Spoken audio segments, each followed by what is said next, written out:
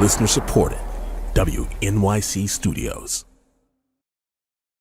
It is the most lonely feeling, being harassed at work. I put up with it for years before saying anything because I felt like it was my fault and it was my burden to bear.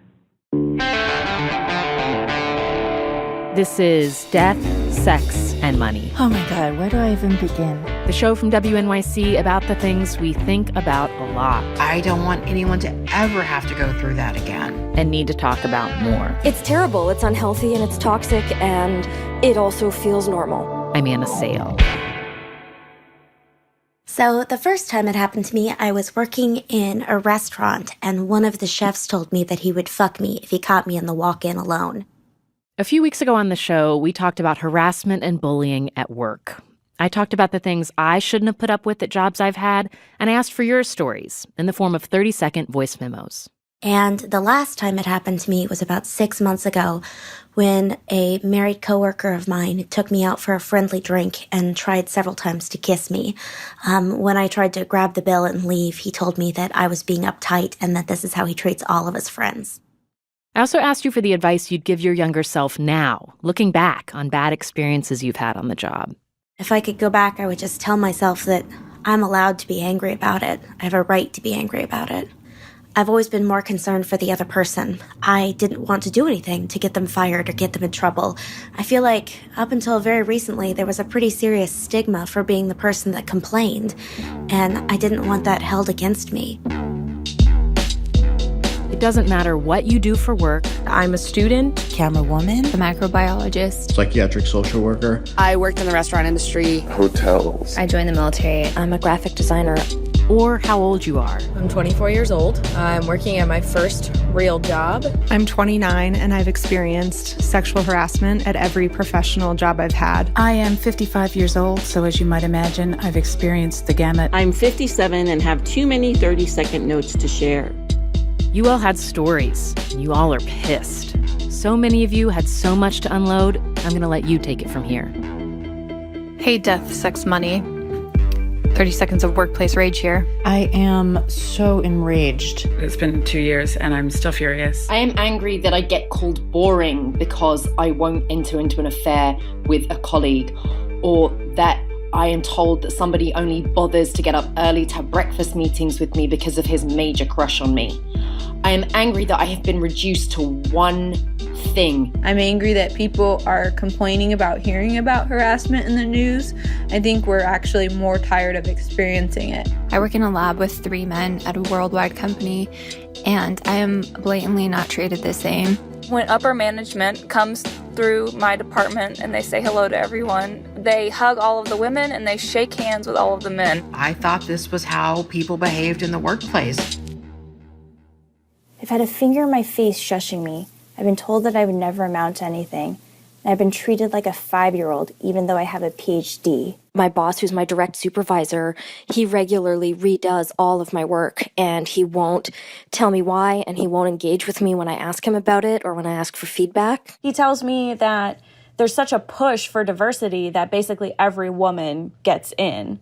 To which I responded, whoa, what are you trying to say? And he says, oh, no, I'm just saying it's easier for you. I hate that he made me question myself. He tried to kiss me, which was just horrible. One time I delivered food to this man who appeared in a bathrobe and proceeded to expose himself. And I didn't tell anyone because I was closeted at the time, and I think I thought that would out me somehow, even though I had nothing to do with that. And I went and I cried in my office with my fellow interns, but I never told anyone in power, my supervisor, her supervisor, I never told anyone what she had done. I reported what happened. Nobody ever did anything. I reported this, and as a result, my job was cut in half. And I left my job instead of confronting her. I told my boss, and his response was, come on, we all know what real abused women look like. So I guess I wasn't abused enough. And that was how I started my work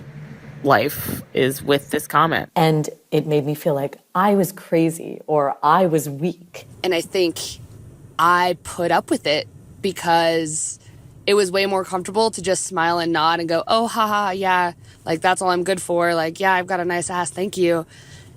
It was more comfortable to do that than to be the girl that held a boundary for herself. Because I was so afraid of being told that I was taking it out of context or that I was too sensitive. And I learned pretty young to carry shame and guilt and disgust. Because so much of the time, it's the he said, she said game. You must be overreacting. Is she crazy? I mean, the thing is, it's a subtle form of misogyny, you know?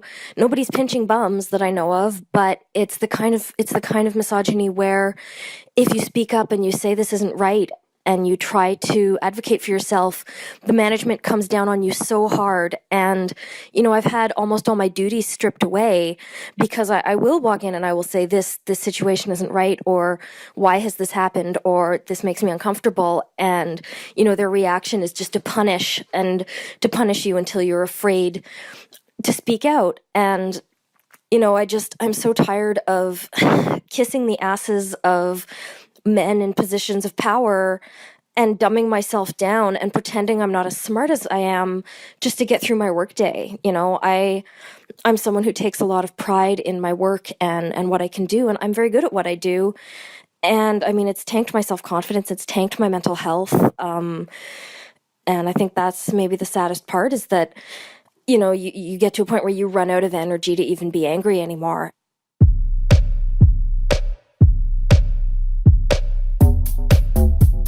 If I could go back in time and give my younger self some solid ass advice about harassment and bullying at the workplace, I would tell myself you're going to need to have a backbone. To stop apologizing. To be okay with confrontation. To not try and be nice. To stick up for yourself. It's not your job to put up with harassment or bullying. That's not what you're being paid to do. Trust your gut. If your boss forces you to cry in her office, you can end that meeting immediately. Don't give away your power. Stand your ground. To report, you don't necessarily have to do it alone. You can have an advocate. I wish I knew that I could have been mad when a coworker gave me a rape whistle as a joke at work. That I could say something right then and I didn't have to keep that inside or pretend that it was okay and appropriate. That it is not normal to be scared that you are putting on an outfit that a predator, who happens to be your boss, might find provocative. That I didn't have to justify my pregnancy to my boss. That it is not okay for someone to belittle me and make me feel like I'm the dumbest person in the room. I wish I could go back in time and just say, I fucking deserve to be here. Pregnant or not, I'm the best at this job. I don't have to take this bullshit. That I'm worth respect from the moment I walk into the door. I don't need to do anything else. I don't need to sound like anyone else. I don't need to look like anyone else. I am a person and I deserve respect. And I deserve to go to work and feel happy and safe wherever I go. Just because you're sweet and you're nice and polite doesn't mean you're weak. And you don't need to be treated like garbage. And honestly, fuck them. There are nicer people out there and you're talented. You will get hired. Life is too short to be unhappy. You are not stupid. You do not have to do unethical things. And you do not deserve to be treated that way. And you're well worth getting out of there. You are strong. You can do this. And it's not your fault.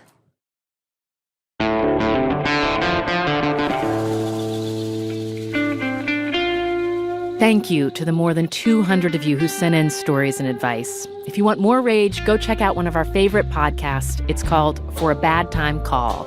We drew inspiration from them for this episode. And today, they're releasing a special workplace-themed show. And if you're currently being harassed or bullied at work, we've compiled a list of resources that might be useful for you. It's on our website at deathsexmoney.org. Death, Sex, and Money is a listener-supported production of WNYC Studios in New York. I'm based at the Center for Investigative Reporting in Emeryville, California. Our team includes Katie Bishop, Annabelle Bacon, Emily Botine, and Andrew Dunn. The Reverend John DeLure and Steve Lewis wrote our theme music. Special thanks to Sassy Black for composing original music for this episode.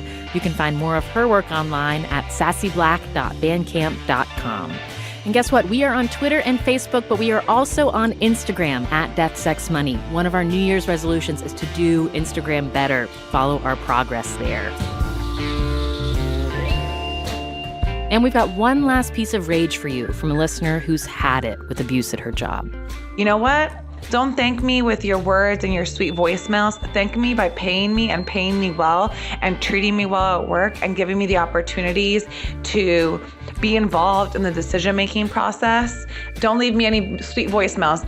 You can leave those for your wife, for your girlfriend, for your honey on the side. I don't care. But do me the favor and actually compensate me properly. I'm Anna Sale, and this is Death, Sex, and Money from WNYC.